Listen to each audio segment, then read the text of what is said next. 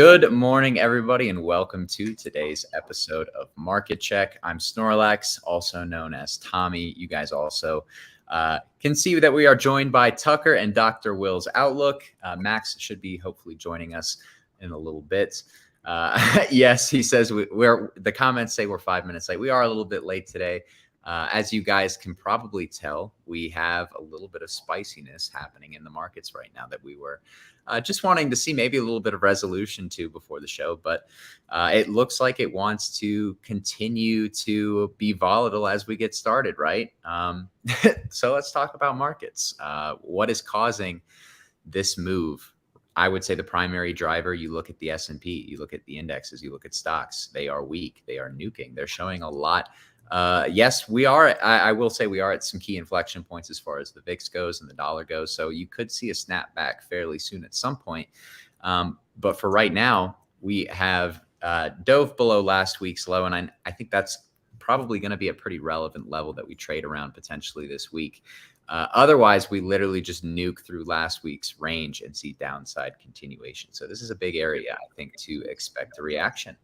As far as, Bitcoin goes, we're still, and no, I mean, I guess we did pump, like I said yesterday to 28.5, but we have basically fully retraced the move. I will say I was expecting a little bit more strength from Bitcoin. I thought they'd be able to pin it closer to 28K, but thus far, it's been pretty relentless sell pressure since we formed the upper wick. The market structure to the upside, I will say, hasn't necessarily been broken yet, but these repeated squeezes into supply followed by very harsh rejections, I would say, I don't think, the best sign for bullish continuation. We can talk about what that means later on this show for sure. But I will say I did expect them to hold Bitcoin up a little bit higher than they did. That pullback as deep as we've gone, I see that we've just pulled back to 27,250 on Bitcoin. That's a pretty steep pullback from the high. So I want to see kind of bulls step in around here. Otherwise, we might be looking at the full BART through the squeeze, which would be a very, very bad sign for bulls, especially given, I would say, the long delta that we put in near the highs. But welcome, guys. I wanted to get y'all's thoughts on all of the market, of course. Altcoins have been strong. I wanted to say that as well. We've got the SBF trial I definitely want to talk about. And of course, once again, it's becoming a theme, TLT weakness. It just it continues to bleed lower. I think we're getting really close to a bottom, but not quite. But how are we doing, guys? Happy Tuesday. This is worrying me a little bit. I mean, this looks pretty similar, right? Like this, you got the move down and then the rollover. You know what I'm saying? And then I feel like it's bad. I feel like it's expanding much faster here than where it did, up there. I think the left, it expanded with less speed, and where it's at now, it's expanding with more speed. Does that make sense? Yeah. I would be more inclined to expect a breakdown here if altcoins weren't strong. Yeah. Altcoins are holding in a way that make me think they want to put in one more leg higher.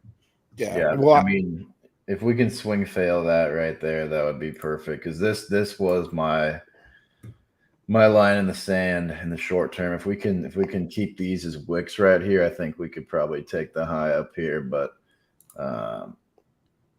yeah, this is short term. I'd like that to hold, but I kept it pretty simple. I went with 27.5, but I think arguably if you hold 27, you're still good for upside. 26.5 is honestly your last line in the sand. You violate that area, you're going back to 25. And I think that's kind of the easiest way to look at this market as a whole. But again, I tend to look at the fast move as the false move, and I feel like this is a very fast move from the highs, right? Not only is it a fast move from the highs, it's a higher high from the previous high. And, structurally, it's pretty much engulfed both of those highs, if you look at it, right?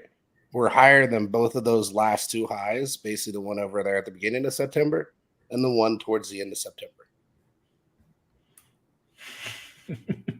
I don't know. I can't help but notice that it looks a little I mean, it's a little similar to like right here. You know what arguably, I mean? we've already retouched that liquidity though. Look at our lows there. Our lows are almost exactly matching. Yeah.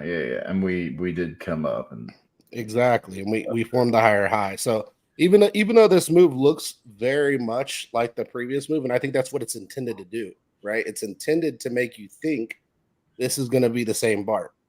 And you could argue we were in a downtrend here. Well, you Correct. could argue we're potential. You know what I mean? Like just Exactly. You're getting it. Yep. Exactly. you're getting it, buddy. you're getting it. Well, here's the thing. You got that high that you just highlighted that you violated, and that middle high. That was the lower high, right? You come above both of those highs now. Yeah. So because actually to the right more, right where you had that white line. This one? And in the middle of that. And in the middle of that. No. Oh, yep. This one? Yeah. Yep. You've come higher than both of those highs.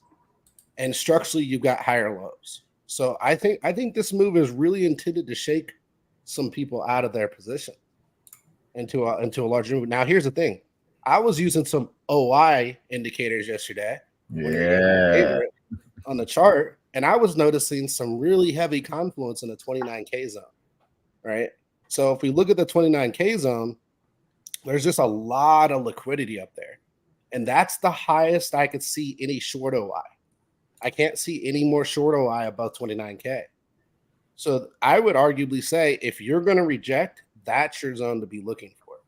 It would be in that 29K zone. And if you reject in the 29K zone, you are probably coming back down to the lows. But if you can break through that 29K zone with gusto, you're going to basically flip it. You're going to run through it, and you're going to go back to 31.32. Draw a line from where we bottomed in the summer, Tucker, on OI. Where? Here? In the summer, a little bit further to the left. Yeah, that makes sense. That should probably cap price. Yep, but do you see how OI there, Tommy, was basically higher than the OI that we have now, and we bottomed at the same position? Well, it's just if you get above here in open interest, you're probably going to come for all of this.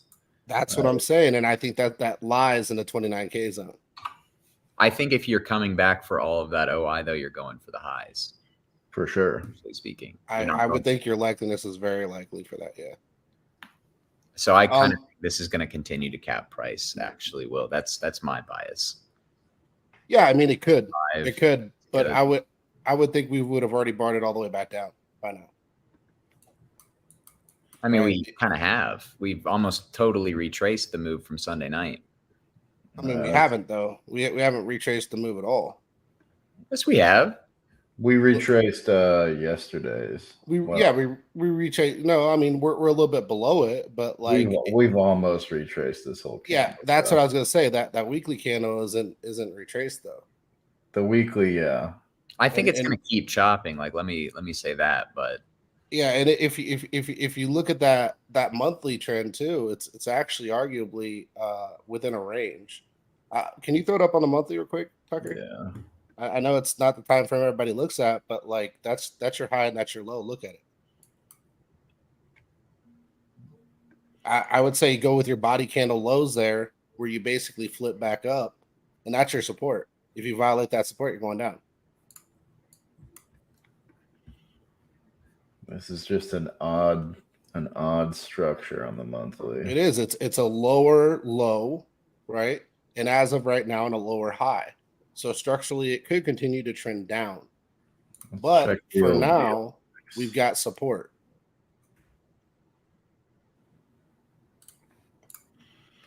Let's check the old BLX, man. BLX looks good. That looks like a veer back up.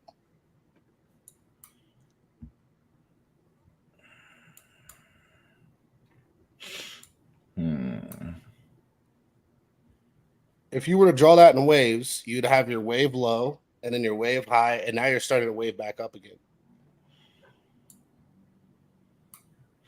I mean, you're so clearly somewhere in here. It's just so hard to figure out where the fuck you are. Yep, exactly. You got it, bro.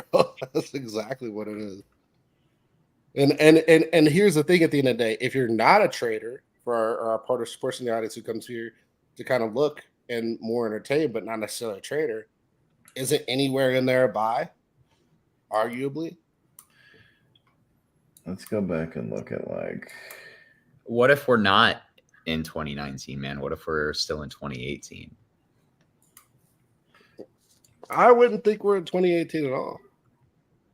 I think if you look at time span, I don't think the chart has to look similar. I from the standpoint that I think that we haven't necessarily had our 6 to 3K drop yet within that context. That's the longer cycle theory, right? Well, I'm talking more about happening, right? If we look at it from time span, from where we are now to happening, we'd be 2019 at the. I know that's where you guys differ, is whether that matters, kind of. To me, it does. I've seen it play out time and time again. So for me, happening is everything. I know for some people, they may not look at it that way. I mean, we can call it coincidence. We can call it years lining up. We can call it happening. We can call it presidential elections, right? Well, the happening just happens to line up with every presidential election. I know, right? It's kind of funny how that plays out. And I think a lot of people, they read too deep into it rather than just looking at it aligns with things that make sense, things that affect price, right? And I don't think it so happens it lines up with. I think this was calculated when Bitcoin was created. Yeah, Tyrell brings up a good point that the monthly candle has a perfectly flat bottom right here. Exactly. First of all, hey guys, sorry I'm late here. I'm gonna. Oh, it's not gonna let me. No, I wanted to show my chart. Too bad, Max. It's a darn shame. I wanted to pull a Tommy and steal it, man. Oh man, forget it. Forget it. It's fine. Here's the thing.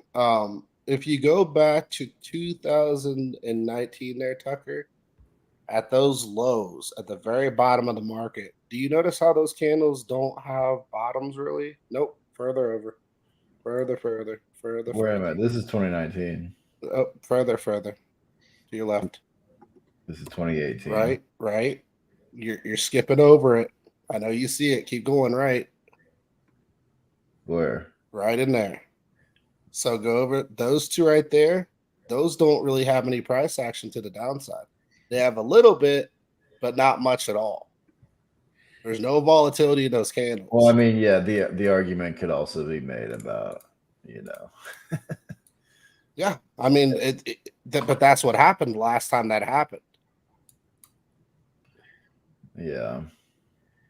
I'm not saying we're going to rip like that. I'm just saying, every time you get those type of candlestick patterns, here's what you can say. In a very strong trend, you don't have to put in price action under there. Exactly. You had it to the top side too, so. Yep. I don't know. Anytime you're going to get strong price action, you don't get the wicks. Tucker, if you could have it perfectly, you get to write the script for Bitcoin. Where is Bitcoin bottoming before the halving? At what price? Yeah. If you could write the script. I mean, I'd say 19.5. Take the wick and send it. Why? It would be a macro high or low. Well, I mean, I don't know. I mean, if it was up to me and I was just fully in cash, then I would say 12K. I don't know. Just so that I could buy maximize as much as I could buy. But I would like 19, honestly. So why did you choose 19? But why did you choose 19 is what I want to know. Because of the CME gap down there and the wick down there. And I think it'd be a nice macro high or low. Not that we have to do that, and if we kind of got a double bottom here. Or I'd rather it be, I mean, the way I'm positioned right now, I would rather it be bottomed, right? Right. But if I could write the script and, sell my Pepe, then I would say 19. Evan. I don't even know what Evan's talking about right now. I don't either. Robert said it's gonna be different this time. Will, it's Super Cycle, baby. Yeah. I wanted to point out something that Zodiac said. And no bash, no hate, nothing like that. I hear this every single cycle. Everybody always says too many are expected to promise 2024. The promise halving. But I feel like too many expect that people expect the halving, right? And I think it's almost a twist of what people actually think. They think that everybody knows, so it's not going to happen. But the reality is, everybody knows, but nobody's acting, right? And I think those are two different things. Time is going to be different, and then it's not. Yeah, exactly. Yeah, that's exactly it. And that's how it plays every single cycle. It plays a mental game with a lot of people where they think this time is different than previous times. And it's like, it's not. It's going to be exactly the same. Why is it going to be the same? Because rewards are halved. What does that mean? That means less inflation. So what does that mean? That means more value. I mean, it means less sell pressure on the books for miners. Exactly. Less sell pressure on the books for miners. Like, they have to hold at that point. Otherwise, they're underwater. Unless price goes crazy and you've got Bitcoin sitting at 250K, then there you go. Then they can unload at that point. Yeah. You're exactly on point. They could not unload at these levels if it gets past the halving. They will be underwater. That's my biggest concern about why Bitcoin has to go up like soon. Like, it has to, because Bitcoin has to be over 35K by basically end of Q1 if we want any of the publicly traded mining companies to survive. It's not even up for debate unless there's some breakthrough in computational power, that we don't know about right now that's about to hit the market, or there's a major drop off and somebody shuts down, let's just say I don't know, let's just say half the miners in existence suddenly went out of business right now. They'd have to go out of business right now so that we could have enough difficulty adjustments in place so that the remaining miners could be profitable. Exactly. It wasn't above 35K. So assuming that nobody goes out of business from now until the end of Q1, and we don't have a breakthrough in computing power, Bitcoin literally has to go up before the next halving, man. It just... And I hate to even speak like that, but I don't say it has to in regards to traders need to make money. I'm like, if we want Bitcoin to exist in the state that we know it to exist, it has to go up, man. But Max, it will exist because of difficulty adjustment. And I think a lot of people don't understand that. So if 5 Bitcoin miners go out of business, that increases the value of what these other businesses can generate, right? By difficulty adjustment. And so if 5 of them go out of business, rather than them making 10,000 a month, they'll make 15,000 a month, right? Just from that alone. They have to be the bigger ones, though, by the way. And the reason for that is because only so much Bitcoin can be distributed amongst everybody who's mining. And so right now, with everybody who's in the game mining, they're at an average price of profit right now of $10,000. When Bitcoin gets cut in half after the halving, they need to be above 35 to be profitable. Otherwise, they are basically in the red on overhead costs. So Will, let me ask you. So let me ask you this then. So we've established that. I'm going to ask you this: what the heck? Because Bitcoin, just to be at break even for them, is at 35K. That's like Bitcoin sitting at 15 to 17 right now. But why does that risk have to be passed on to the holders? Is that not just incredibly greedy and reckless behavior by the miners? Why isn't that punishment inflicted on miners rather than the rest of it is. Well, it is. I just think it's extremely greedy and reckless behavior to be betting on 35K by next year. I mean, I just think, is that not incredibly reckless to do something like that? To basically stake the future of your company on Bitcoin being at 35K next year? Yeah. Hang on, what alternative do they have? They can't just manually create a difficulty adjustment or create a new super miner, right? Yeah. How much of them are financed with absurd levels of debt, though? Yes, that's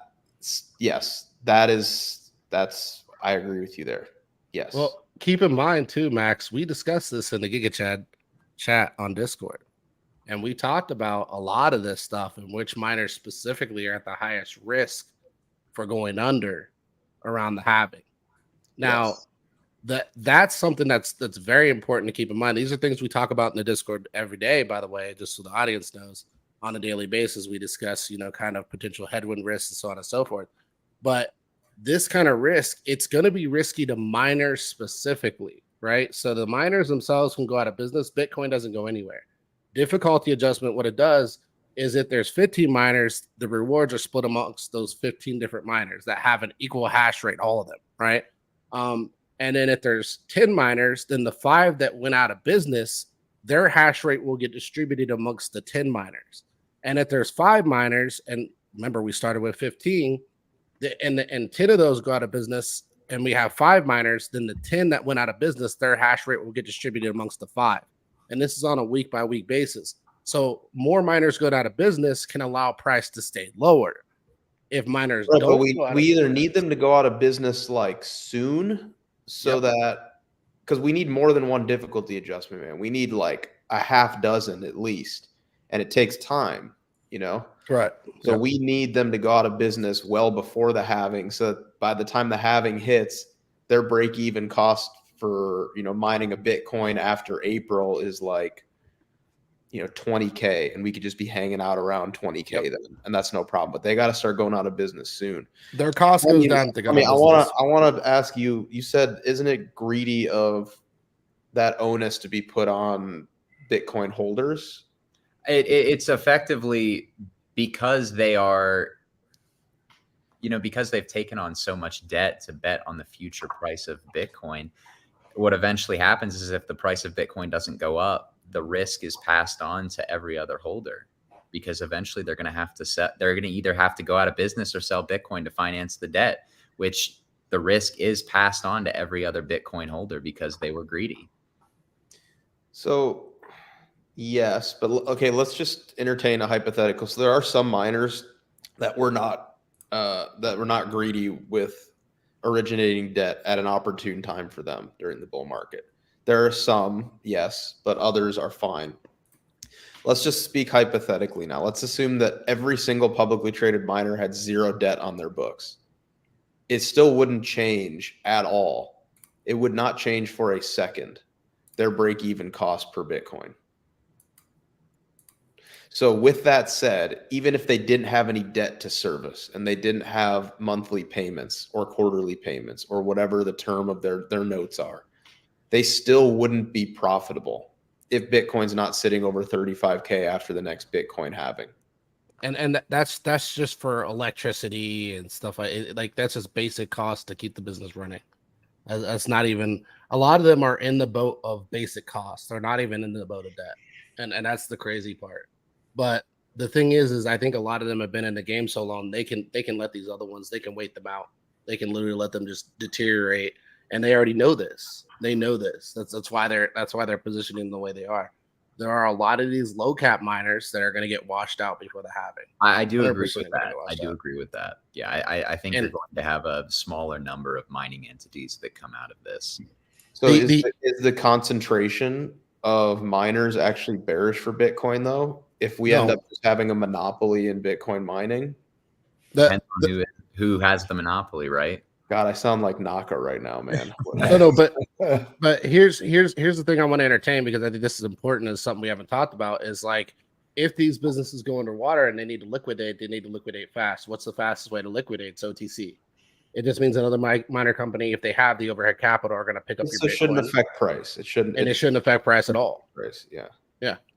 They're just going to have more Bitcoin on the book. Okay, but then the question is, let's say somebody has to sell.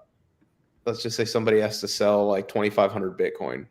Is there a market for 2,500 Bitcoin OTC right now? I don't know, because I don't trade OTC. Well, unfortunately, I don't have the capital to trade 2,500 Bitcoin. But I'm curious if there's somebody out there that would want to buy that right now. Well, I don't think it's the 2,500 that get washed out. I think it's, and we already know the numbers. I posted them. I think it's your 450s, your 1,000s, so on and so forth. I think there is capital for that. I think even these other miner companies will be willing to buy their Bitcoin and buy their mining facility just to add to theirs, right? And I think some of them are in that position to do that from a capital standpoint. Tucker, I'm watching Picasso paint right now, man. I'd love to hear from the artist. Yeah, so there's two ways to think about. Well, basically, what I'm trying to figure out is when's the halving and when do we start just ripping face, right? And I've done this before, but there's two ways to think about it. You can either so here it took 42 days from the halving for us to start ripping. 91, 161. So this is the lengthening cycle theory, kind of, right? Or at least the lengthening distance between the halving and when we start melting face. So here it took an extra 49 days, right? From 42 to 91. Here it took an extra 70 days, right? And that obviously increased by 21 days. So if you take 21 plus 70 plus 160, you get 250.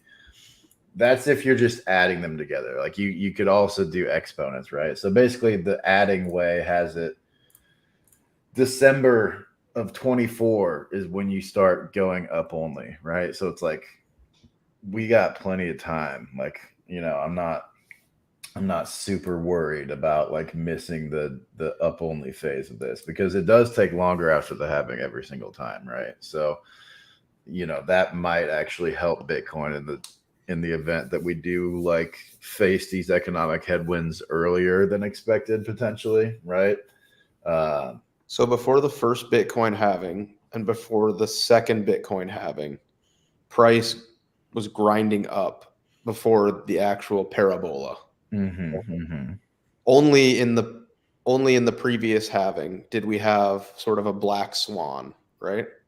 And only in the previous halving did we have like a downtrend. Now, granted, I would counter where I'm going with this myself. I will counter myself in saying that the most recent halving is probably the most relevant.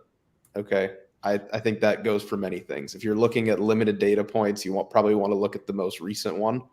I think it's probably more relevant than a Bitcoin halving in, you know, the early stages of Bitcoin when it was at like $5. Okay. Mm-hmm. But with that said, we've talked about this before on this show. Like, imagine that COVID didn't happen. And also imagine the double top didn't happen. And I know, Will, you've talked about this. Imagine if you just smoothed out all of that, like all the crazy price action we've had, and you drew like a clean parabola after the 2017 all-time high. You probably wouldn't have dipped down in 2019 3K, and you probably wouldn't have double topped. You would have just like smoothed over and gone up to like 100K and then back down. And I know this is a really kind of extreme and abstract way to look at it. But given what's happened in 2 out of the 3 previous Bitcoin halvings, it actually, even if you're not going to have crazy parabolic expansion, history does tell us that the time to position is roughly about this far out from the Bitcoin halving. Price should, in theory, be bottomed by now, unless this time is in fact different. This far out from the halving, price should be bottomed if we're basing it off of previous cycles. Real quick, Max. Let me see here. I'm gonna have to take off here in a minute. Could I just share screen real fast? I just want to kind of cover a couple things really quick. Rather than it's December. Either way, it's December. Talk about it. But so this is kind of like my bear bull. This is not an indicator. It's something I just kind of created over time. But these bears and bulls and accumulations tend to be the same. But the one thing I wanted to point out here is like, again, if you put this on the monthly, it shows a lot better. But like, you got your round, peak, drop, right? You got your round, peak, drop, and now we're kind of getting that round again. You know, whether that round comes down deep or comes down wherever, that's all good. You got your round here too, right? One of the other things that I kind of noticed is there's 3 patterns here, right? So if we were to go to halving, and we're to say, okay, where's the halving? Where does the halving lie? Yada, yada. So here's your halvings, right? And we'll say arguably the next halving will be in May 2024. So we'll come over here. We'll drop it down in May. June, July. Let's see. Right there. Okay, so we'll just go with May. So if we were to look at like where the halving is to where we are now and so on and so forth, and we were to use a ruler, you're about roughly 210 days out, if we're to come over here and we were to look at previous cycle, and we say where were we? Roughly about 210 days out will put us right around in here. And so we can mark that out. And that's where we'd be if we thought we were 19, right? And if we were over here, 210 days out, we can arguably do the same thing here. And I know that Jackus, who's not here, so I don't want to put words in his mouth, but he's told me this. He thinks that we're more likely in that cycle, Will, than 2019 to 2020. This one right here? Yeah, that's what I'm thinking. He had a nice tweet about it, I think yesterday or the day before. Yeah. And you know, you better hope to God we're not here, right? Because if we're here, you're about to get face melted. Because this thing just kept going. I do hope we are there, man. That'd be great. It'd be good for business, man. So here's the thing I wanted to point out, though. These are kind of your scenarios, right? These are your examples of like history that you can go off of, that you can call and say, okay, this is it's one of these three scenarios. Which one do I want to bet on? All right, Will, hold up. Let me throw a curveball at you, though. Let me throw a curveball at you. All right. And I want to hear from Tommy and Tucker on this too. What if miners going out of business is a healthy part of the Bitcoin adoption cycle that we haven't encountered yet? It is. Miners haven't, historically, major mining corporations haven't gotten greedy and taken on too much debt at inopportune times to line their own pockets. And perhaps the scenario we're talking about in price being so dramatically suppressed that there's a surplus of miners already that's leading to less profitable mining, and they need to go out of business so that the market and Bitcoin can heal. And it would be okay, in fact, for price to be distressed and for mining to be unprofitable for an extended period of time, as long as it means that nature's healing. I want to throw out there too, Max, to kind of add to what you're saying. I think some of these miners are positioned to go out of business, and I think they know it. But what that do you might think be a about hot that, take. But what do you think about that? It's exactly what I just said. I think some of them are positioned to go out of business. I think they have positioned their business model to come in, scoop up a bunch of Bitcoin, and they're still in the green, and they're trying to go out of business on purpose before they go in the red. Trying to get bought up by the next miner.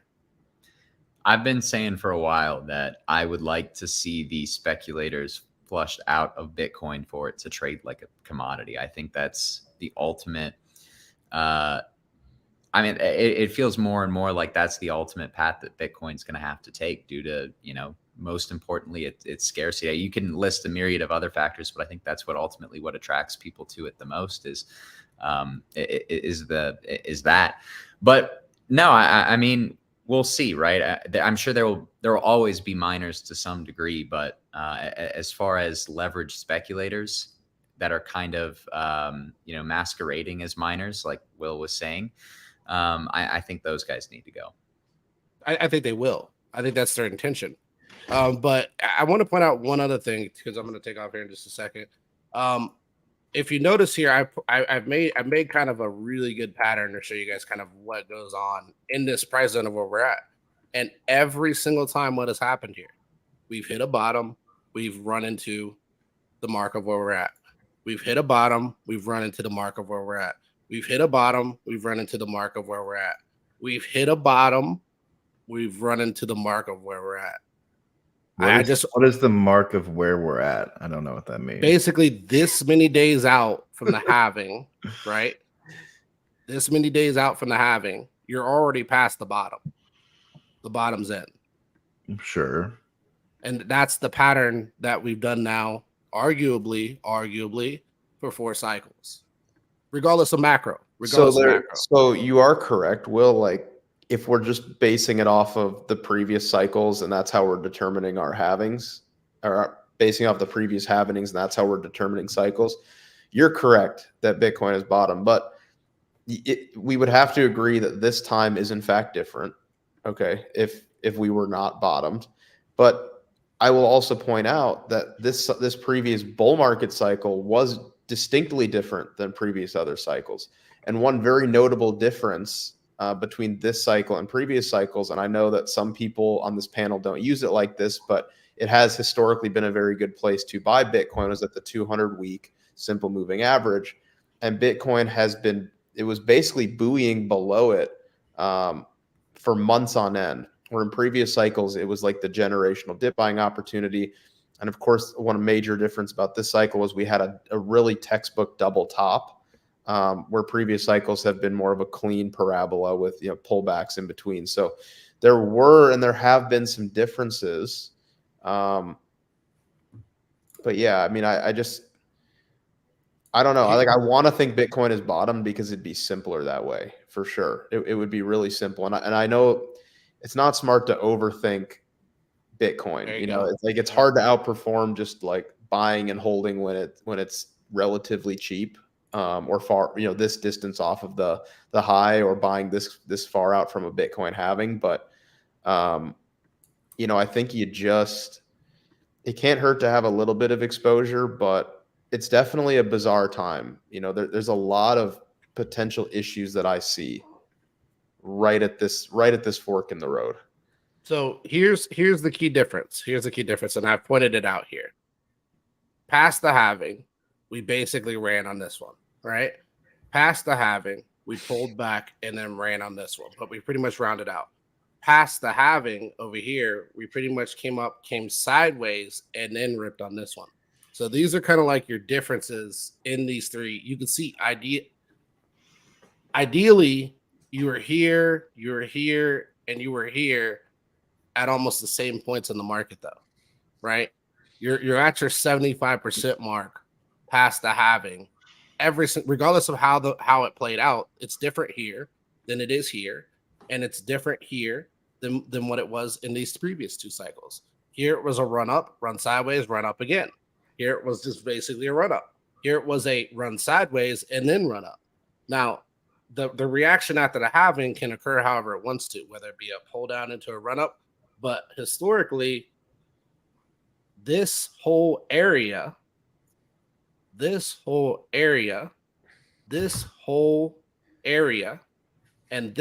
area has been a great accumulation range.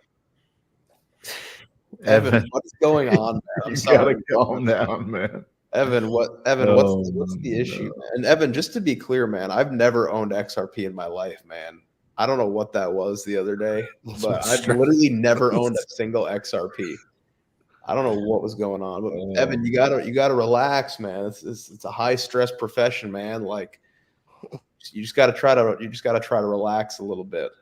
Spot and chill, Evan. Spot and chill. Stay off the leverage during times like this. All right.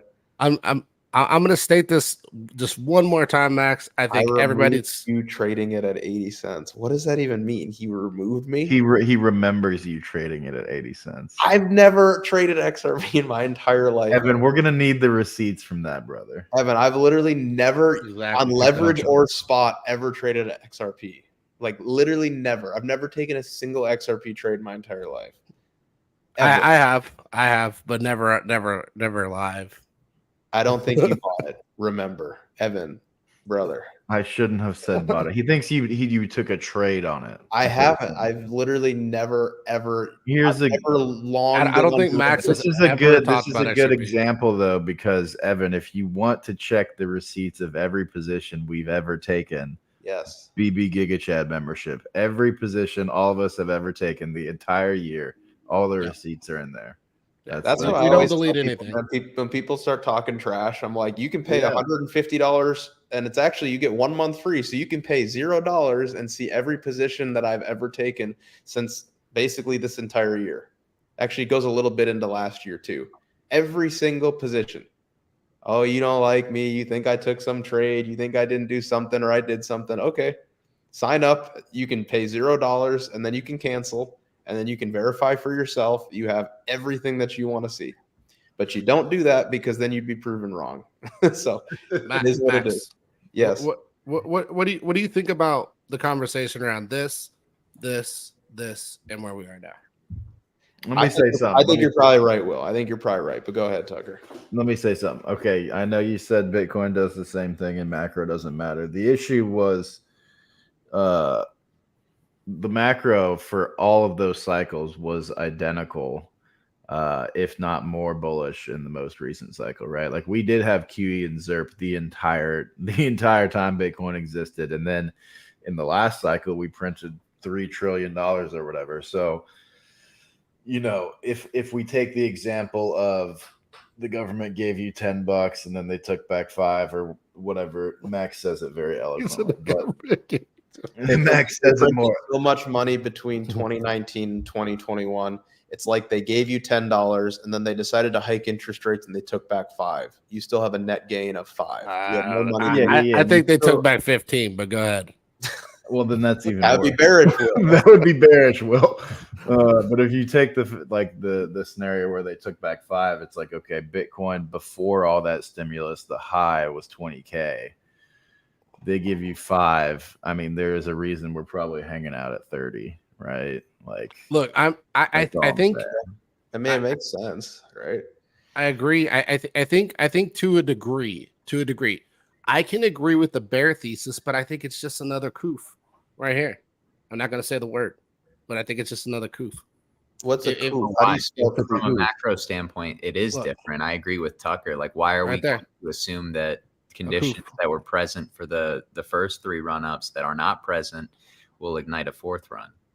Tommy, because the pattern's the same. Hang on. There's certain conditions from 2018 to 2020 that are relatively present where we are at right now. The Fed was in a tightening cycle, into a pause, and then into cuts through that Bitcoin halving. And a lot of people don't like to acknowledge that for whatever reason.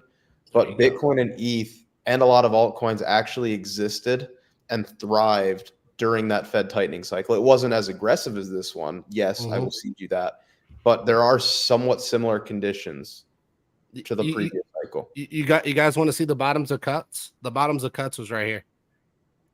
That's where it was at. And look what happened after cuts. The question is, can we have a cycle before we start cutting? That's literally the only question. I'm stealing the screen. Hold up. That's fine. I wasn't asking. You get where I'm going, Max, right? I get where you're going. I get where you're going. I'm not asking. I was stealing, Will. All right. Let's do this. I love how you said you were going to leave, Will, and then you just not left. Look, you guys got all the time in the world, okay? All right. Will, just stay, man. Whatever you're leaving for, you're going to be late. So you're just staying. You're going to be fine. Just stay, man. It's fine.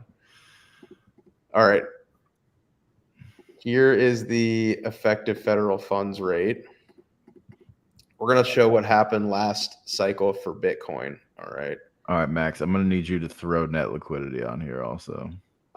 You're already countering me, Tucker. I haven't even gotten to my. I'm just saying. Let's put all the pieces together. Fine. He's like, how can I make this fit mine? I was trying to paint my picture, and Tucker's already countering me with logic, man. It's so no. This guy, man. This guy. All right. So here's the effective federal. I'm going to go to a different Bitcoin chart. I feel like when people bring up net liquidity, though, they act like net liquidity can't bounce. No. Is that true, Tucker? Are you thinking that? Yeah, net liquidity can never go higher. Down only. Yeah, I mean, they proved that in 2020, 2021, that net liquidity could not go higher at all. Okay. Yeah. So we're going to go back and look at this tightening cycle for why won't it load? Oh, I got to go to the daily. Sorry. Thought I was. Okay, we're going to hide global net liquidity right now just so that we're only looking at one thing, and then we'll pop it up. So this right here was a pretty textbook Fed tightening cycle. All right. Right here. All right. And you can see that Bitcoin performed pretty dang well during this Fed tightening cycle. Yes, we peaked halfway through it and, subsequently ended up doing something. But it did perform pretty well. Now let's mark out the pause. Fed pause was right here, basically at the bottom. And then all the way through the pause until cuts. First cut was right here. This is how Bitcoin performed during a There you go, cycle. Max. And then Fed pause performed well. And then once we had cuts, Bitcoin dropped. Okay. And then Bitcoin global bottom when the Fed was done dropping interest rates. So we're going to mark this as green. So the red right here is the Fed pause into Fed cuts, Bitcoin bottoms, and actually didn't get below this previous low. And something interesting to note is that equities actually did. Let's take a look at where we're at right now. It's been slightly different, but we are approaching that sort of Fed pause window. So while the Fed was tightening, Bitcoin went down and then has also kind of gone up. So it's kind of been like, it's been a bit of a wash, right? Because, I mean, for half of it, we went down, half of it, we went up. But let's mark out the potential pause. So let's just assume at the end of this month, we're done. I don't know for sure, but I think we're most probabilistically done. And I think we're going to be done until probably summer of next year. I don't know exactly where. Again, I'm just guessing. You could tell me I'm wrong. You could be right. I don't know. But here's where I think the pause is going to happen. And then I think they're going to be done cutting interest rates probably like right around here, like Q1 2025. So similarly, we could see something like this happen, just like we saw Bitcoin go through the previous tightening cycle, where they pause, we're kind of like chopping, doing whatever, and we perform well during a pause. And then similarly to 2019, 2020, 19K, boom. We nuke with equities while we get a recession, and then Bitcoin recovers from there. So anyway, I know it's just one scenario, right? And now I'll do Tucker this courtesy. What's the difference here? There you go, Tucker. I'll let you talk about it if you want, or I can. I want you to analyze. Well, here's the thing too. Our so 2019 right as the Fed was so global net liquidity was falling. So this is comparable in the sense that global net liquidity was falling while the Fed was in its tightening cycle. It was falling and chopping during this Bitcoin rally. Okay. So there was nothing impressive here. This is kind of what we're seeing right now.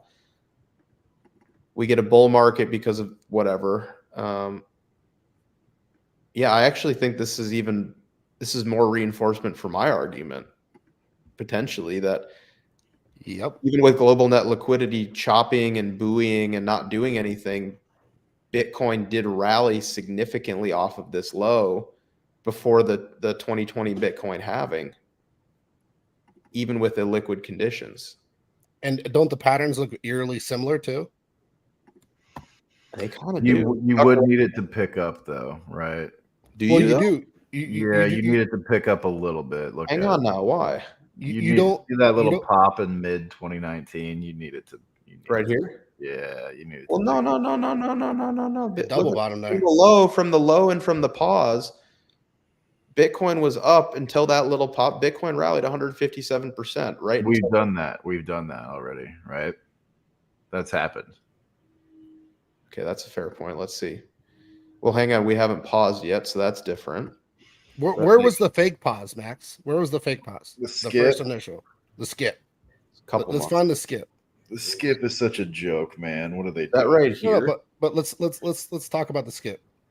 I mean, it looks like it was right. So we paused, and then it looks like it'd be like right here at this bottom. Yep. And then it ripped. I mean, that was the ETF stuff too, though. No, it was the skip. Or what was it? Grayscale? What was that? No, that wasn't Grayscale. That was just like BlackRock ETF. Bullshit. Yeah. But yes, your point remains. It was some bullshit. Yeah. But yeah, I mean, I guess you're right. I mean, the question is what matters more? Is it the Fed pause or is it global net liquidity? It's probably global net liquidity. You're probably right. So it would certainly be helpful if just like right around here for Bitcoin, we saw global net liquidity. It doesn't even have to go much higher, right? But just a small injection, right around here, lining up with the Fed pause. That would certainly be nice. But Max, the most important thing, which nobody has talked about this entire stream, and I don't know how it hasn't been brought up yet. It's like all of these seasoned experts on this panel haven't remembered the most important thing.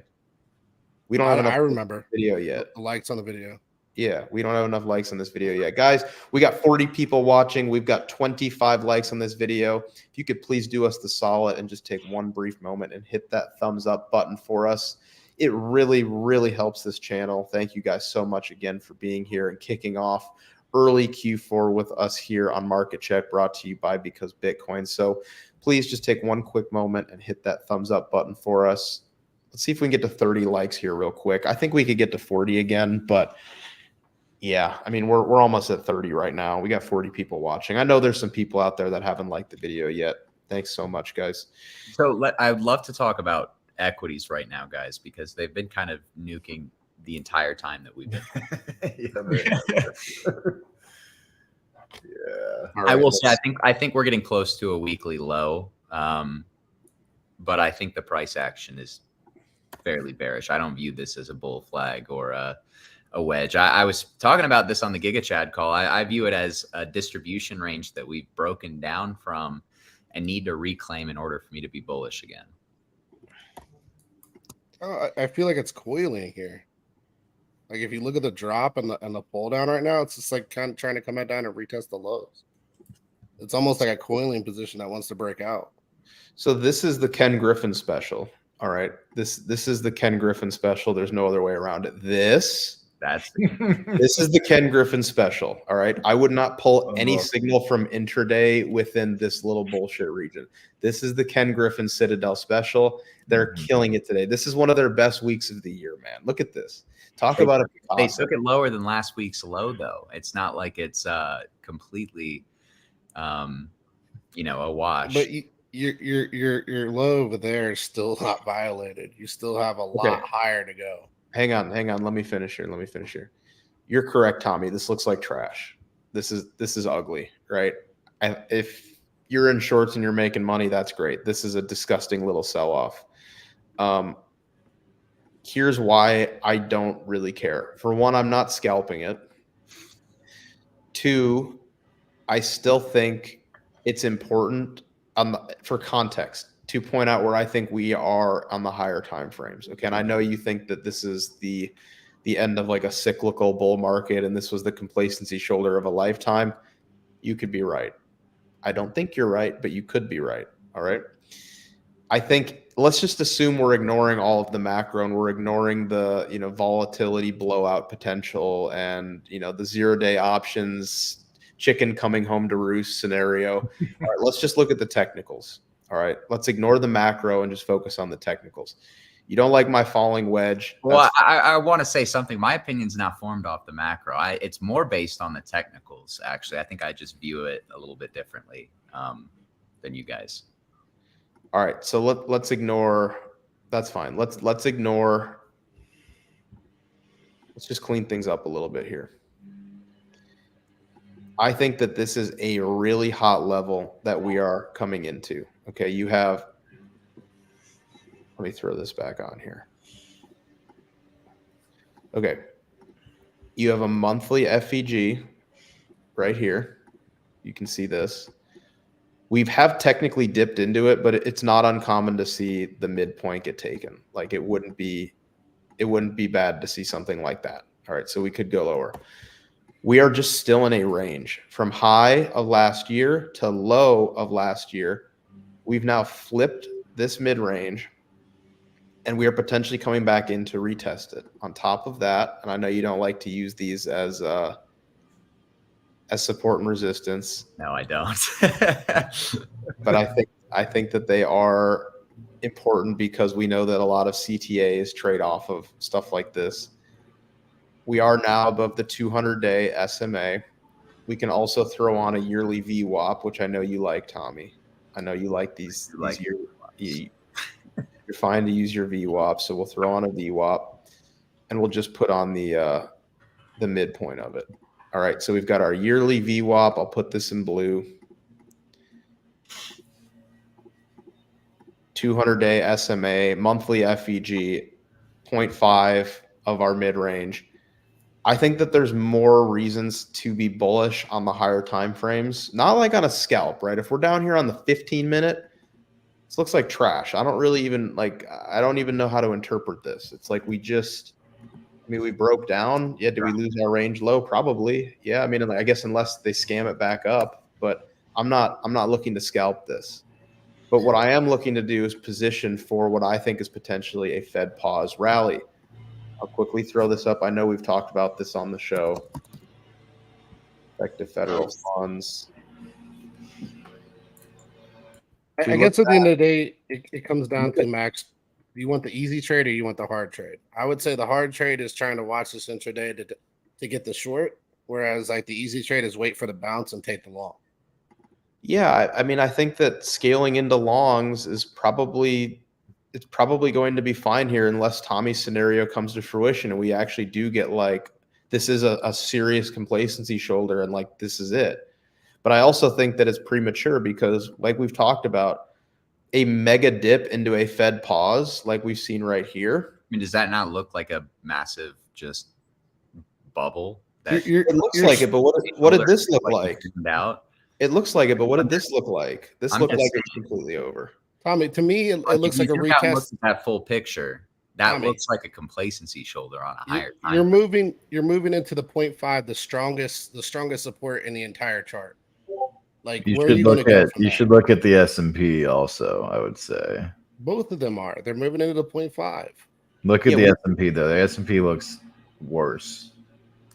For sure. SPX right there. SPX. Yeah, we can look at it. No. Give me SPX. Why? I mean, I didn't try to do anything. I didn't try to massage it. That's just the one that I use. Oof, I mean, it's definitely coming into some levels, right? But it looks a lot worse than QQQ. It's heavy support in that range. Look at all the support you have there. Okay, so you said it looks far worse than QQQ. Is that bullish or bearish? I don't know. What have we seen all year? What looks worse? Yeah, I mean, it looks terrible. There's no question about it. It looks terrible. But again, we're going to go through this. It's not uncommon to see something look like death leading into a Fed pause. The blue line is the pause. The black line is the pivot, the aggressive pivot. Okay. It's not uncommon to see it look like it's completely over and it's the end of the world. We've seen this time and time again. All right. I don't know. Well, then wouldn't we need an overshoot to the downside before they would have to pause? I mean, because they're not going to pause. They're not going to pause unless we have an overshoot to the downside. Max is 100%. They were going to pause. They were going to pause because they're done tightening and because they've gotten inflation under control where it needs to be. Yep. They're going to pivot on overshoot to the downside or a start of something deteriorate. The pause has nothing to do with it, in my opinion. But okay, this looked terrible as well. Like we've talked about this exact scenario numerous times. Let me throw this line on here now. Okay. The real bottom comes with the pivot, like Max is saying, essentially. Like there's the pause is kind of irrelevant. Let's take some measured moves. Let's just take a few measured moves. So the pause dip that we saw in 2006, it took from the high to the low. Let me get this off here. It was 8%. And we spent, like a few months down there. Okay. And then we ripped face until things actually got bad. Let's keep it moving. I know we've gone over this, but just bear with me because I don't want people to forget now that it's actually happening. Okay. This one, we dipped 20%. Over again, it took about 3 months. Okay. Right into the official pause. And then we rip face out of it. All right. Let's take a measured move where we're at right now. So right now we're at about where we were in 2006. 8%, 9%, 10% into the pause. All right. So all I'm saying is that although this is very ugly and it's very scary, this is perfectly in line with typical price action that we've seen going into a Fed pause, which I believe we probably are. We're probably done tightening. On top of that, everybody thinks it's really funny to talk about how TLT is dead these days. And this is actually where I'm starting to step in and aggressively accumulate. Look at what happened for this pause as well. The blue line is the pause. Here's TLT. Look at what happened. TLT did bottom, in fact, before equities. But look at what happened with TLT. It was nuking going into the Fed pause. Very similarly, at the very, very tail end of the tightening cycle, TLT was absolutely nuking. And then once we got the pause, it started to recover out of it.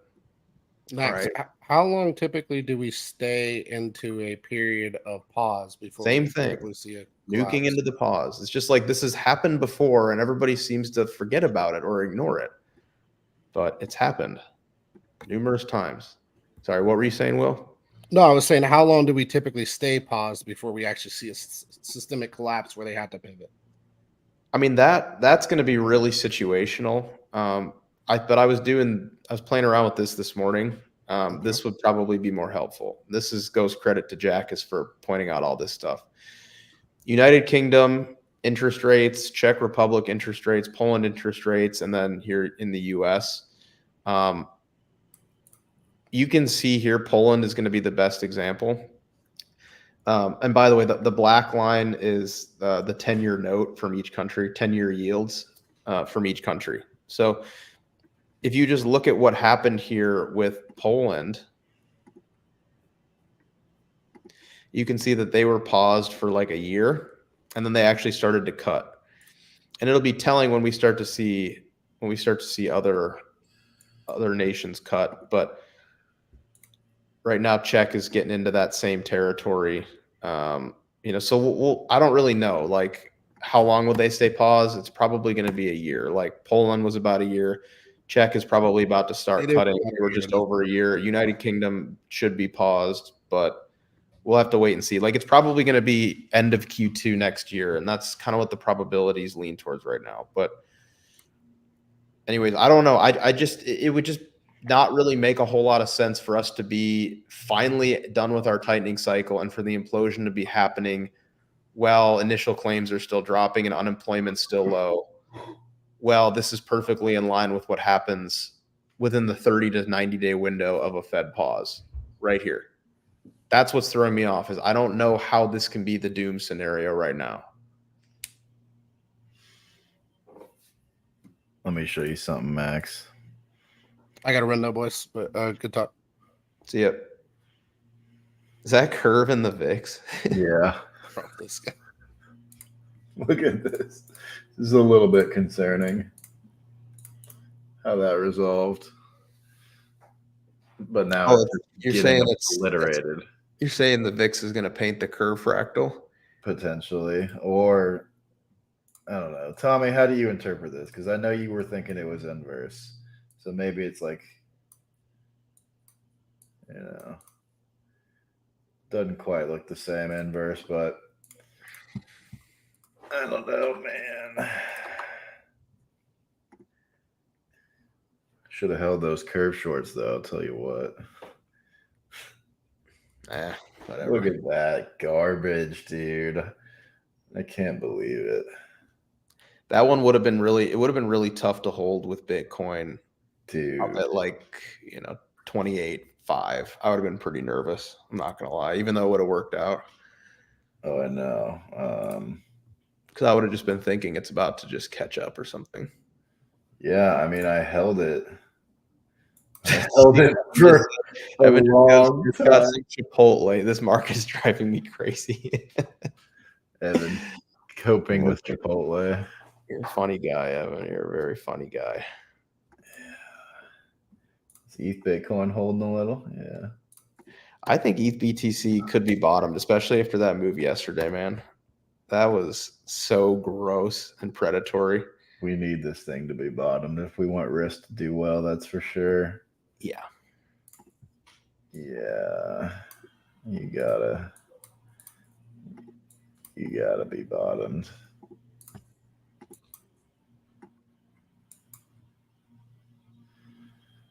I don't know, man. We are on the other side of Benjamin Cohen right now, though. I will say that. So, how so? Oh, he thinks ETH BTC is doomed. He thinks ETH BTC is like going to zero. Not actually, but I hope he's wrong. I mean, he could be right. He's definitely not a guy I like to fade, but yeah.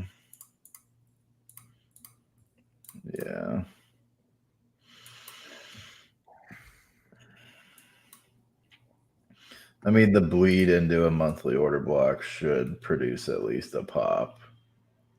Even if You mind if I steal it back? Yeah. So someone asked, why would ETH BTC bottom after that move? This was Adam.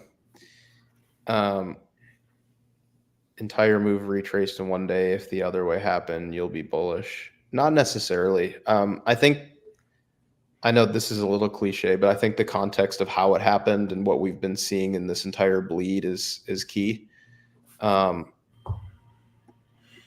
So we're basically in this giant falling wedge, and we've seen moves like that before, Adam, where we spend a while grinding up and then retrace just to take out the low, just by a little bit, right? Like just a sweep, force some capitulation, and then immediately recover. This is a bullish pattern, like a falling, compressing wedge like this. I know it's kind of like a goofy little normie pattern, but we're getting to the, why is that on here? What the heck is that? I say line tool background. Oh. So I mean, yeah, we could do something like this. We could come back up, reject again, come down, reject. We could keep going all the way through the end of the year, and getting really, really tight. But this is a more bullish pattern, like these falling triangles, these falling wedges. So I just think that especially as we've come back in to retest this demand area right here. I mean, that's what this is. This was previous demand, this whole area right here. I would think that there's actually a chance it could hold. Coming back into this high time frame demand and a falling wedge. And by the way, I don't think it's the best time to buy and go really, really heavy beta right now. Not at all. It could be bottomed, but it's still going to be choppy. The best time to buy ETH and chase beta is going to be sometime after the halving. I mean, it took before ETH really went parabolic last cycle. Here was the last Bitcoin halving, and this is ETH BTC. I would say it really started going parabolic. I mean, you can maybe count right here. And that was a pretty good move, like a 2x. But I would say this was the leg that you really wanted to be around for. This was the one, and it happened, just depending on where you want to consider a good entry, 200 to 300 days after the halving. So that would potentially put the best time, just assuming it repeats perfectly, which it won't. It's going to be January 25. Trust me, Max. Trust me. You think so? Yeah, I could see that. Yeah. So isn't December the best time to buy ETH? Yeah, because January is the best month for ETH. Okay. And yes. So Bitcoin rips December in the halving year after the halving, and then ETH rips in January. Same thing. Okay. Yeah. So it's going to be, I mean, you got some time, right? It can move up. We could see the ETH BTC valuation go like this. You can go back Not that it'll be the lowest. Not that the bottom is in December. Just that's when you want to buy it if you're just buying expecting it to go up immediately. But it'll probably do something like this. Yeah. We would probably go up and we'd probably range, maybe come up here, and this would be a range or something like that until after the halving. I was playing around with Bitcoin dominance plus ETH dominance. I don't think this looks too bad. What does ETH dominance look like by itself? Probably a little bit weaker than Bitcoin dominance, but basically looks like a modified version of ETH BTC. Mm-hmm. I don't pull a ton of signal from it because it trades just crap. But what percentage has historically capped ETH though? I'm curious. Let's take a look. Maybe 20-ish here.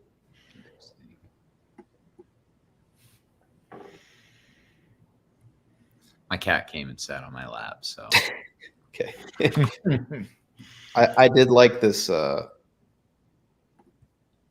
did like ETH and Bitcoin together, just more reflective of and I it's just my own view on ETH, right? I view ETH sort of as just second fiddle to Bitcoin. It's a very safe safe beta chase, relatively speaking. And I don't think that ETH BTC looks too bad. And I think that even if US dollar prices go down, ETH BTC could be close to a bottom this distance out from the halving, and ETH BTC looks like it's broken out of a range here. So I wouldn't be surprised to see both of them move up together. And of course, if Bitcoin dominance and ETH dominance, this chart that we're looking at right now, moves up from now until mid to end of 2024, that would mean that it's best and safest to just hold Bitcoin or Ethereum and then start to rotate into alts, once we think this chart is topped. So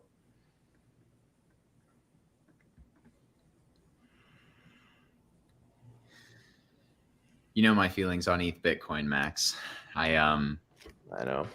But I will say, I mean, it goes hand in hand with Bitcoin becoming a commodity in the sense that I believe that ETH has really, I mean, funds love Ethereum. They love holding it as like beta to tech. So I think that'll probably always be Ethereum's niche at the end of the day. It's not going to be able to do what Bitcoin does. And I'm not going to get into a whole like Naka versus Magoo type of debate about that. But, I do think that the types of people that invest in Ethereum versus Bitcoin and the type of people who use those two products are ultimately going to probably differentiate more and more, which will be the real decoupling at the end of the day, right? Yeah, for sure. For sure. I think that a lot of funds that we've talked about before, they've abused Ethereum and just tried to milk it for all of its yield and suppress its volatility for too long. And there will be a blowout. Now the question is, does it blow out to the upside or does it blow out to the downside? They get blown out. They get blown out if they're selling calls, right? If they continue selling calls and we do start ripping. So if ETH goes to 2,500, these funds are going to blow up. For sure. That's pretty funny. That would be brutal. Like they would get blown out. Because that's usually the way they structure. That's usually the way they structure it is they sell calls and they hold spot. They don't sell puts and hold spot most of the time. They usually are selling calls and holding spot. Or staking spot, I should say. Unless you've just been shorting vol and selling both. Yeah, exactly. Or you're selling both. Yeah, that's where the real blowout happens, though, if they've been doing both. I mean, if you're selling like $1,000 puts and you're selling $3,000 calls and you're staking ETH, you're just printing like until you get blown out. So you're making 20 to 30% per year, and then you just lose all of your gains and principal in one candle. That's volatility shorts in general. That's exactly how it works in equity markets too. It's like this carry trade for yield. It's become this like carry trade for yield, even though suppressed volatility to this degree that we've had over the last 20 to 30 years is a complete historical anomaly. Yet it has become like a core part of every, like where funds just park free capital because of the yield. Yeah, that's what what I do not want to see. You know what I do not want to see right now for Bitcoin? A full BART. Well, yes, but I don't want to see this right here. No, Max, go just even look at the grayscale BART. It's starting to look a little bit similar. Just the rollover, right? Just the rollover, which is unfortunate. I was doing this earlier on the stream. You know what I'm saying? But that was like the news pump and then the disappointment, whatever. Like that was all that. But who knows, man? Who knows? I mean, this is actually like this is a decent level. I don't mind this right here. We are holding this, and we're also inside this daily FEG, which is holding like this. This should hold. If this doesn't hold, I mean, honestly, man, we're probably going back down to here. Like, we're probably gonna take out all these lows. There's, previous week low, monthly open. Yeah, I mean, it's here or it's literally down here. So I still don't think this is a bad spot. This is precisely where you'd want to see things holding for now. But I mean, it's got to start moving up, or at least It's just got to at least just hold and curl like this. It could, it certainly could. I think if we are going to move up, I mean, this is kind of an obvious level. I think that would take a lot of people out right here. Just 29 on the dot or 29.1. I don't know. We'll see. Yeah, we'll see. I'm still expecting chop on Bitcoin for what it's worth. I mean, I know I've made that pretty clear, but maybe the viewers don't know that even though I'm very bearish, I think we can keep chopping for another like week and a half. Breakdown. Tommy's net long crypto right now, by the way. That is true. I am technically net long crypto right now. I am long one of the day's top performers. I'm pretty pleased with it. It's actually a coin I usually love to hate. It was your first love, Tommy. Love. It was. Let's see. Yeah, I think the S&P will probably bounce here, and that we're in the process of putting in our weekly low, but I don't think that the low of the move is in. And I have a feeling, like you pointed out the monthly FVG. I remember, because I go back and I like hindsight study price action, and one of the things that stuck out to me, and I've referenced it, throughout the course of this week already, is I feel as though this top, I believe it's a top on the S&P, is equivalent to what Bitcoin did when it double topped and broke from its distribution range in late 2021, where after it broke down, it could not accept back above support. And there was a monthly FVG down there that I remember a ton of people bid at 52K, and eventually they got absolutely blown out. The S&P isn't going to have a move as volatile as crypto. That goes without saying. Like, it's not going to do something like go to 57 from 57 to 42K in a day. But I think that the premise from the standpoint that you could break below the monthly FVG or wick much deeper than people think before you see a bounce is something that I am almost kind of expecting at this point.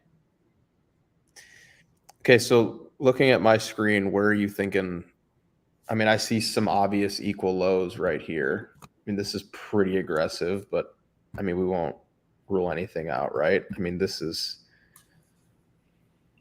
I don't know that we get that far down just on like this leg. Like I think a dip into a 39 handle into a bounce makes sense, but then you have your bullish and bearish pivot that's going to essentially be, okay, everybody did bid the monthly FVG. So now we have what went from demand to being supply. If you're bearish, that should cap price. And if you're bullish, you should get a reclaim and then continue higher. This would be awful, man. Yeah, that looks like shit. Absolute crap. Mm-hmm. I don't know if I see sub 4,000 right here, though, man. I mean, it's possible, but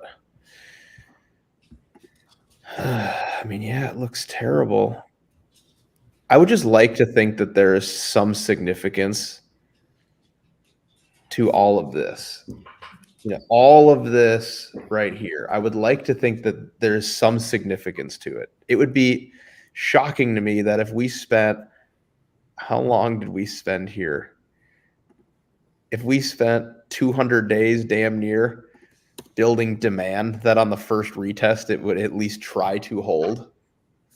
I would like to think there's some significance in a 3/4 of a year long demand zone on the first retest, but maybe not. I think it's going to be one of those situations where everybody is going to bid probably around this level because we did have that vertical accumulation structure that previously supported the breakout, but now it's kind of time to see if, the bid of the retest is going to be greater than the supply that we have above us from the distribution. Because if we do break below the vertical accumulation level, at that point, you bounce back into it, it's supply. Like, not just the distribution range is supply, but the vertical accumulation spot that we had right before the breakout becomes, it's going to cap price too. Yeah, I agree. But I mean, to be fair, we are coming into an inflection point on the dollar and the VIX, but they're going to need to turn around pretty soon. Yeah, they are. It's NASDAQ's still holding up okay. It's just trading so disgusting. I don't know. It's hard to even like analyze whatever this was, you know. Let's flip it. See if we can get some perspective. Nvidia down. Apple red. Yeah. Wonder if Apple's leading. Let's take a look at Apple here. Down 1% today. So here's I've had this drawn for a while. It's kind of goofy. But I just remember I had this channel this was in the bear market, and I was like, all right, we should reject from the top of this channel if we're going to be bearish. And we just broke out. So that's like all of these names are coming back in to retest really critical breakout levels, especially Apple, right? So we just talked about SPX and now looking at Apple. These are levels that on the first retest you would think would hold. You would want to think that. I guess they don't have to. They could all just be huge deviations. But if Apple's coming into this region, we think it could bounce. Let's look at what else we got here. Let's look at Microsoft. Kind of a different channel. I don't know. Google, I don't even know. Whatever. NVIDIA, we really need to look at, though. Google. I had this drawn. Hey, that's a good drawing. I have this pretty simple idea plan. Are those moons? No, these are just drops that I just made, little dots. Here, I'll throw some moons on for you, though. Don't worry about it. Wonder if there's any signal with NVIDIA moons. Maybe not. There are for some things. I think I pointed out to you there's some signal with Apple in the moons from time to time. Well, we're gonna go look right now then. I've never been one to pass up a good moon cycle. I gotta change my background, I think. Oh man. I think I see it. We were talking about this on the show one time about how Apple moves with the moons. Oh yeah, you gotta turn price off, Tommy. You gotta turn price off. Yeah. It's less visually confirming on equities because the volatility is not as strong. But if you turn the candles off and just make it like a price line, it's very, very clear. Literally just hide price. Yeah. Now you gotta just do the full and the, you know what I mean? You gotta turn off all these. Just turn off the waning and the first moon. No, leave full. Turn off first. Yeah, now turn off all that other garbage. It's not garbage, Tucker. It's alpha. I know. It is alpha. All right. Yeah, there you go. Signal. Oh. Oh. I mean. Look at that channel. So we're in a downtrend with the moon right now. Yeah. Apparently or is price doing what price is doing and it's just happening while there is a moon above us? When did Apple top? Like what date? Middle of July, give or take. Maybe I'm going to look for some confluence around that day. But October 10th and 11th, guys. Pay attention to that date if you're still paying attention to the stream. It's a very big astrological date. It's not like things are going to happen on this date. It's more of a turning point type of thing, right? But I think after that, you're definitely going to want to be paying attention to movements in markets. That sounds like financial advice, Tommy. Not financial advice. I'm just kidding, Tommy. I'm just kidding. Not financial advice. I mean, what am I supposed to do with this right here? You know, what am I supposed to think about this? Yeah, it looks terrible, but I don't know. Looks like we're retesting the breakout spot. Dixie tops this week. Financial advice. Dixie unironically does top this week, man. Local. I'm gonna show these guys. The roll bit fractal is alive and well on the dollar. Mm-hmm. Last time we had a TD9 print on the weekly. It's right here. What about the time before that, though? We had a pullback, nice little pullback, but yeah, we had 2 more weeks of up, though, unfortunately. Okay. I'm just saying. Logic and your reason to yourself. Let's get the climactic low in equities, and then we can go from there. That's kind of what I'm waiting on. Where does that low get set? Because I do feel it's coming. I don't know that I believe that we just kind of bottom right here and then go back up. We're going to need to go a little bit lower on the S&P, whether that be a little bit or a lot. All right. How about? I wish I could put my cat on stream right now. It's literally the most adorable thing ever. Hang on, I gotta jump. I don't know. Rutro, what do you think about this, Tommy? You guys, here's your climactic bottom. Better hold support. Printing TD9s. I don't use the TD9. I don't know what that means. You know who, Max? I only use it when I'm getting stressed out in the market. I start using indicators I never use. You only use stuff like that to fit your bias. I do the same thing. Right? Yes. But you know who does use TD9? ISO. Raoul Paul. Oh man. I don't even know who that is. You do know who that is, man. He called for 20K ETH like 2 years ago. In that, no, Tucker. No, I said I don't know. You're completely wrong, and I don't appreciate you misleading what Raul said. He said 40K ETH. All right? No, man. You guys, I'm not even joking. Like he actually said 40K ETH. Like he's straight dead stare into the camera. He's not joking. Yeah, he did. I've never been more long than I am right now. It's like I'm switching. Did you see the clips of him after ETH imploded and went to like $1,000? No, dude. There was one that I saw. It was I was gonna share it. I think with you guys. It was literally so dark, man. He had like a bunch of bottles behind him or something. Like it just looked so dark. Like he was stressing out. I can't even imagine how long he was if he thought ETH was going to 40K. Oh God. I mean, I saw him shill an AI, like a AI investing course at the literal AI top. God. That made me laugh this year.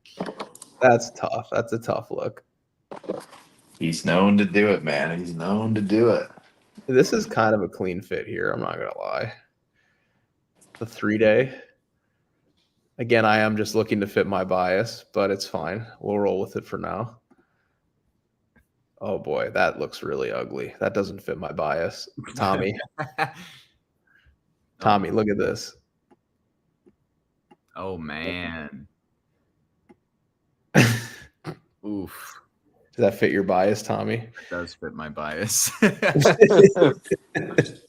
What is this indicator again? Let me start using it. It's nothing. Don't worry about it. Proprietary. Proprietary. Well, we've been going for about an hour and a half. What do you guys say we wrap it up here?